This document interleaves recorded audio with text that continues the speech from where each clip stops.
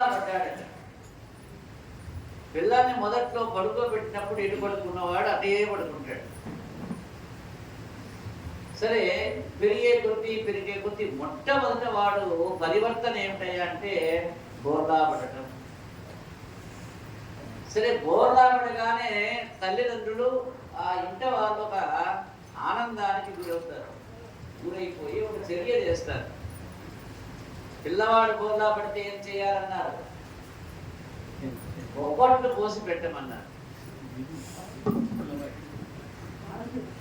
పిల్లవాడు బోర్లా పడితే బొబ్బట్లు చేసి పెట్టమన్నారు. అయితే ఇక్కడ ఈ కృష్ణుడమ్మయమైన సామాన్యమైనటువంటి ఆలోచన కలదా? బొబ్బట్లు చేయటం ఏమిట్రా? బొబ్బట్లు చేస్తే మనం తింటాం, మనం చేస్తాం, మనమే తింటాం. ఏం చేయాలి? భగవంతునికి కానుక ఇవ్వాలి. ఈ యొక్క ఆనందంలో భగవంతుని ఆప్యాయంగా చూసేటువంటి స్థితి కలగాలి. మానసికంగా భగవంతుని యందు మన యొక్క బుద్ధి ప్రచోదితం అవ్వాలి. ఈ పరంపరలో ఆమె ముత్తైదువుల్ని పిలిచేసింది. మా పిల్లవాడు బోర్లా పడ్డాడు, ఈ రోజున మీరు ఆశీర్వదించెళ్ళాలని చెప్పి ముత్తైదువులు పిలిచింది. వారికి ఇచ్చేటువంటి పసుపు కుంకుమలు, గాజులు, నూతన వస్త్రాలన్నీ కూడా సర్ది పెట్టేశారు. చక్కగా ఒక బండిని అలంకరించి అందులో ఈ వస్తువులన్నీ పెట్టాక ఆనక ఊరంతా పిలవాలి, ముత్తైదువులందరికీ పసుపు కుంకుమలు పంచాలనేటువంటి భావం చేత సన్నద్ధం చేసి పెట్టారు. చక్కగా ఊళ్ళో ఉన్నటువంటి ఆలయానికి వెళ్ళి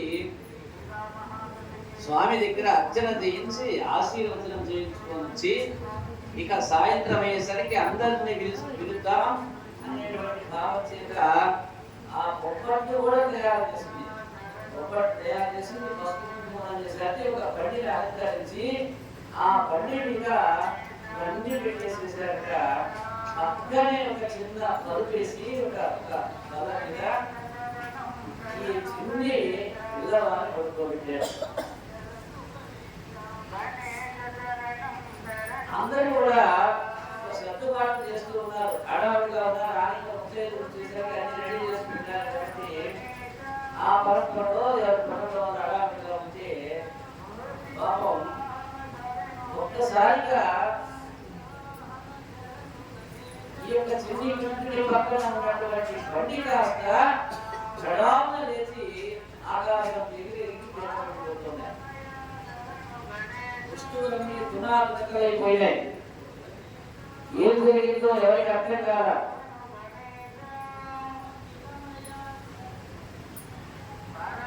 ఏం జరిగిందో ఎవరికి అర్థం కాదా? ఇక్కడ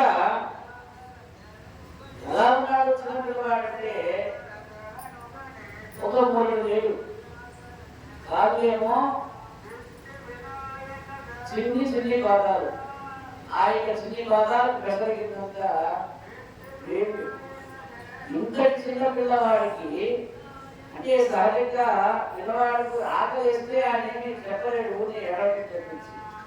అయితే ఒకే ఒక చర్య చేయగలడు, కాలు ఆడిస్తాడు. అయితే చిన్న పిల్లవాడికి ఈ కార్య ఆడించేటువంటి స్థితిలో బండికి తగిలిందట. కాదు, ఆ పక్కన ఉన్న బండికి తగిలిందట.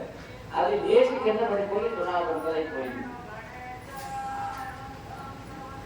ఇక్కడ కృష్ణుడి పాదాల్లో ఏమున్నాయి? శంఖ, చక్ర, నాగలి, అమృత పాత్ర ఇలాంటి ఒక శ్రేష్టమైనటువంటి చిహ్నాలు ఉన్నాయి ఆయన యొక్క పాదాలకి. అటువంటి కాలుతో బండి ఒక దన్నుదన్నే ఈయన కాలు తగలానే ఎగిరి పడిపోయింది. దాని చక్రాలు ఎదుగులన్నీ ధ్వంసమైపోయాయి. అక్కడి కింద పడిపోయి రుచినీరైపోయినాయి. దీన్ని చూసేక్కడ ఉన్న గోపకాంతులు, యశోద, నందనుడు అందరూ బరువుగా తీసేశారు. ఆకాశానికి ఎగిరిపోయేలా బండిని కాలుతో తగ్గడం ఏంటి, చిన్న పిల్లాడేంటి ఆశ్చర్యంగా ఉందని తెలుసుకుంటారు. అప్పుడు యశోద పిల్లవాడిని తీసుకుని సముదాయించి, అయ్యో నాన్న ఆకలిస్తుందా, నీ కాలు బండికి తగిలిందా, కాలేజీ నొప్పి లేదు కదా అని పిల్లాడిని ఎత్తుకొని లాలుస్తోంది. అది అమ్మ ఉదయం అన్నారు. అది మాతృత్వానికి ఉన్న గొప్పతనం. మాతృత్వంలో దేవదాసులు ప్రవేశించి మనకి అమ్మతనాన్ని చూపిస్తుందట. కృష్ణుడు ప్రదర్శించిన లీల చాలా చిన్నది అయినప్పటికీ మనం ఏదైతే ఈ యొక్క నాది అనేటువంటి ఒక తత్వం ఉన్నదో ఈ యొక్క మానవుడిలో దానివల్ల బాధలు వస్తాయని చెప్పి చెప్తుంది.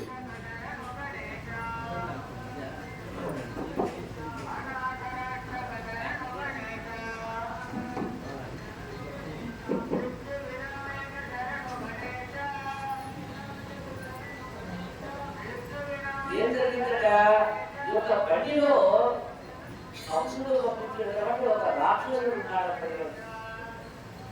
వాడు అదుపు కోసం చూస్తూ ఉన్నాడు. ఎప్పుడైతే తల్లి ఈ బండి పక్కన ఒక బల్ల వేసి ఒక చిన్న మంచం వేసి దాని మీద పిల్లవాడిని పెట్టుకోబెట్టి ఎవరో చిన్న పక్కన ఉన్నటువంటి వాడికి చూసుకుంటా వెళ్ళింది. అందులో వచ్చి శకముడు అనేటువంటి ఒక రాక్షసుడు ఆ యొక్క అదుపు కోసం చూసి ఎప్పుడైతే ఎవరు లేని సమయం ఆసన్నమైందన్నారో అప్పుడు వారిని నలపడానికి ప్రయత్నం చేసినటువంటి సందర్భంలో ఈ చిన్ని కృష్ణుడి యొక్క కాలు తగిలి ఆ శకుడు అనేటువంటి వాడు లేచి కింద పడి మరణించాడు. ఇది శకటాసుర సంహారంగా మనకి కృష్ణ లీలలో కనిపిస్తుంది.